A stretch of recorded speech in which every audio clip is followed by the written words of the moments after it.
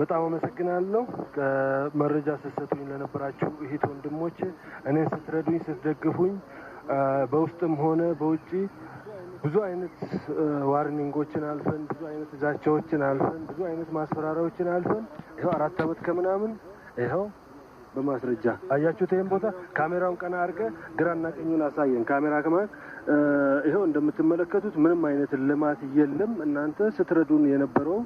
በእውነትና በእውነት ብቻ ነው ገባችሁ አይደል የድርጅቱን ስም ለማጥፋት የመንግስትም ስም ለማጥፋት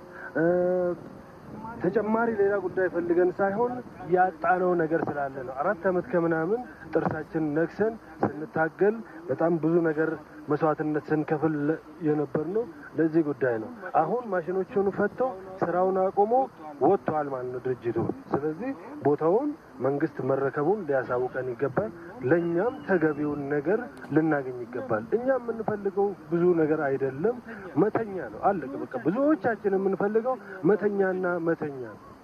ሌላ የምንቀብጥበት እንዲ ምናምን አንልም ገባችሁ አይደል መተኛ ነው ያጣነው ያቺ መተኛ አይደለም ብዙ ነገር ጎሎበት ቦሌ መምጫ ታክሲ የታክሲ ያለው ሰው አለ ስለሆነ ከዚህ ቦታ የተፈናቀለ ሰው እና ለማንኛውም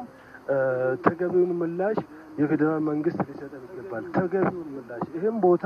4 አመት ከምናምን መስዋዕትነት ስንከፍልበት ብዙ ነገራችን ያጣንበት ቦታ ነው ምንም አይነት ስራ አልተሰራም ይሄው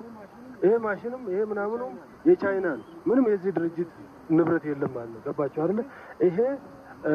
ለምን ዝም እንደተባለ ምን እንደተፈለገ ለኔ ሊገባኝ አልቻለም ላውቀው አልቻልኩኝም ለዛ ነው 4 አመት ከምናምን ብዙ እናቶች ብዙ አዛውንቶች ብዙ ህፃናት ብዙ ወጣቶች በዚህ ድርጅት ምክንያት መንገድ ዳር ቀርቷል ማለት ነው መንገድ ዳር ቀርቷል ገባችሁ አይደል ነገ ከነገዳ ማሳየት የሚችልበትን ጉዳይ ነው ሚዲያ ላይ አምጥቼ ማሳየው ለምንድን ነው 4 አመት ከምናምን ቦታውን ያላለማው ማህበረሰቡንስ ለምንድን ነው ያፈናቀሉት ልክ ፎቁን ከሆነ ቦታ ተሰርቶ ያለቀ ነገር